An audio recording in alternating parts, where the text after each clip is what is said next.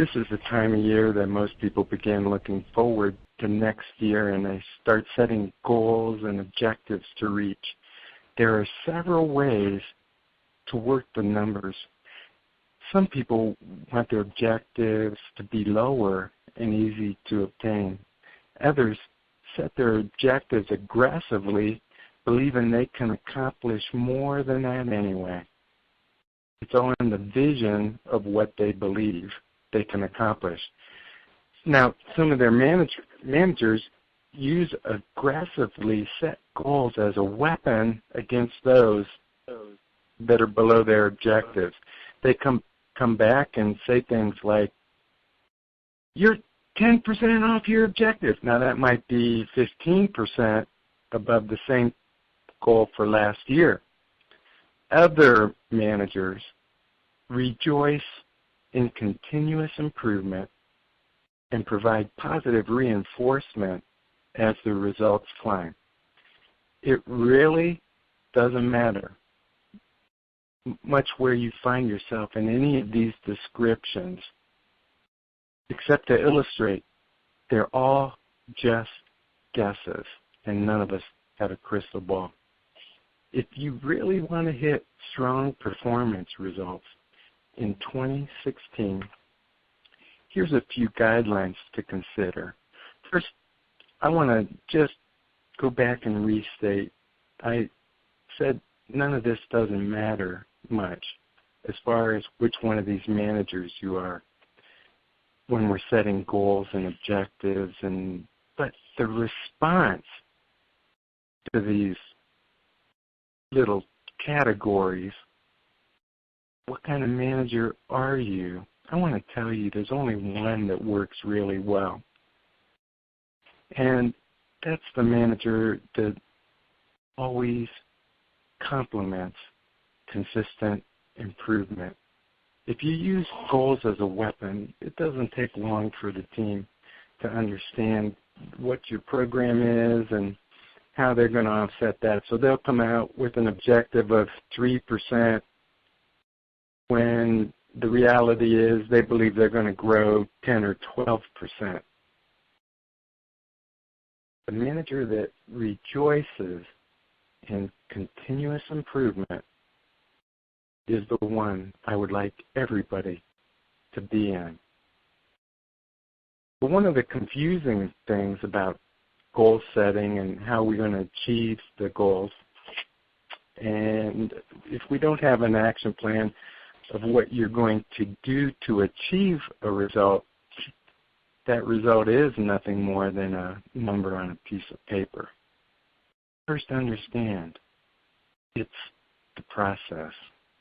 Great performance requires that you're using best practice processes in everything you do.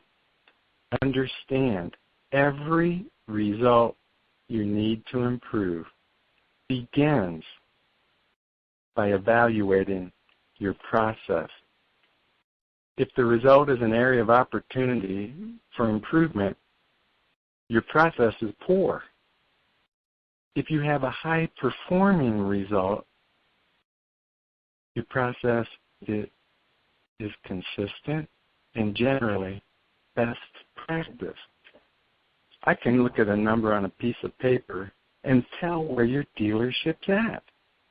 If, for example, your effective rate is below standard and you're looking at a number that you might say, gosh, should be $10 an hour higher. If you go into your process, you'll find no one's monitoring the discounts. Or you're not looking at advisors. I've seen some where the bonus was paid on the hours per RO. So, of course, the effective rate was suffering because of that, because they would cut the rate down and increase the way that they're going to improve their bonus. Never forget talking to a dealer one time at big store, big dealership. I think he had 80 technicians, and he was so happy that his shop technician hours were climbing through the roof. And when I charted and graphed and I analyzed the 2-year trends on this, the effective rate was tanking while these hours per RO were increasing. People using methods to achieve a result such as that are so destructive. But the process of what you're looking at changing is there. Now, I could literally point to the month he came out with that program. He didn't have to tell me. Your process is good, consistent, best practice. That result's going to be wonderful. If that process is poor, inconsistent, I know what that result is too. For example, I've had people tell me, well, I can't do walkarounds, can't do this process, don't have time. But when I have time, I'll do it. Do you think that was a successful process? Absolutely not. It means that there is no process, and it goes to zero, and the result turns poor. Always be searching for the best way to do something. Get all the information you can from as many sources as possible with the understanding this is the best way to grow your numbers. And you might ask, well, it's the first of the year. I'm going to implement these new processes, and this is what we're going to do. This is the goal. Peak performers don't look for improvements on January 1 and go through the rest of the year without consideration of it.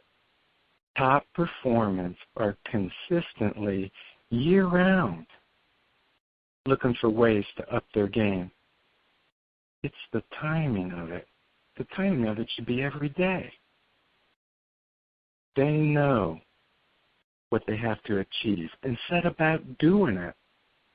Never allow yourself to create excuses why you can't start today. I've heard so many times, well, we need another advisor. We need 2 more techs. When we get those things accomplished, we'll start the new process. Improvement isn't on a calendar.